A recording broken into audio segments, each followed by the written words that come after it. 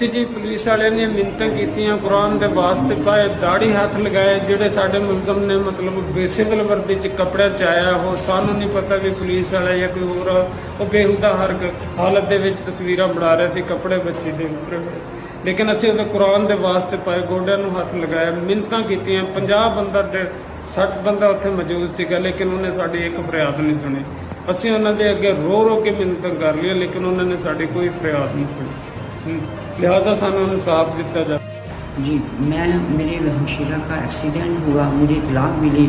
मैं यहाँ से ना मियाँ चन्नू जब हॉस्पिटल में पहुँचता हूँ तो जाके मैं जब अपनी हमशीरा को देखता हूँ कि वो स्ट्रेचर पे पड़ी होती है, तो वो अपने जो है ना उनके कपड़े वगैरह भी एक्सीडेंट की वजह से फटे होते हैं, और वो ना भी वो कपड़ों की हालत इस तरह होती है कि मैं उन्हें ना अभी कवर कर रहा होता हूँ, तो इतने में एक आदमी आता है सिविल में और आके ना उसकी तस्वीर उतारने लगता है। तो मैं उससे कहता हूँ कि भाई ये क्या कर रहे हैं, भी मेरी बहन के जो है ना भी ये कपड़े उतरे हुए हैं और आपने ये तस्वीर क्यों ली है। मैंने उसकी मिन्नत करी, मैंने कहा यार इसे डिलीट कर, पीछे हट। उसने क्या किया कि उसने 15 करके मेरी सिस्टर की डेथ हो चुकी थी। जब डेथ होने के बाद मुझे पता चला तो मैंने कहा यार ये 15 पे डाला। इन्होंने कॉल की और डाला आ गया।